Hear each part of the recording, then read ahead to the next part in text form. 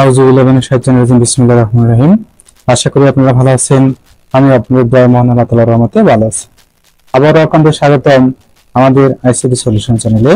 আজকে আমরা শিখব মাইক্রোসফট এক্সেলে কিভাবে নামের পাশে ছবি ইনসার্ট করা যায়, ইনসার্ট করতে পারি।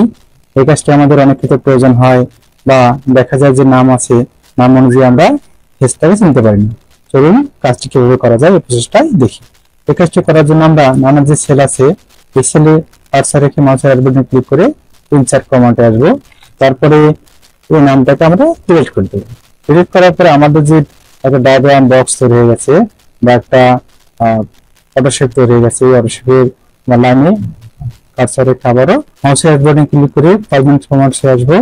তারপর মাউসের রাইট বাটনে ক্লিক, তারপর এখানে কালার এন্ড লাইন এখানে ক্লিক করব। তারপর এখানে যে আমাদের ফিল কালার আছে, এই ফিল কালারে ক্লিক করে ফিল ইফেক্টে আসবে। তারপরে পিকচার, সিলেক্ট পিকচার, আমরা যে কোনো ছবি সিলেক্ট করে দেবো, যে কোনো একটা ছবি সিলেক্ট করে দেবো। ইনসার্ট, ওকে, আবারও ওকে। ছবিটাকে ড্র্যাগ করে সুন্দর করে নেই, হয়ে গেছে।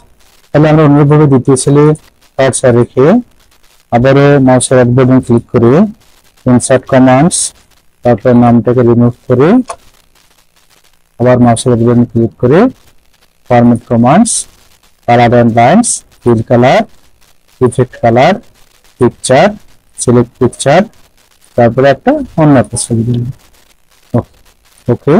তারপরে আবারও তাহলে আমাদের এই ছবিটা সিলেক্ট হয়ে গেল। আমরা যদি এখন অ্যাভিটেশন ওভারে কার্সর রেখে দেখা যায় একটা ছবি শো করতেছে, আর যে মরিয়ম ওভারে কার্সর রেখে তাহলে অন্য একটা ছবি শো করতেছে।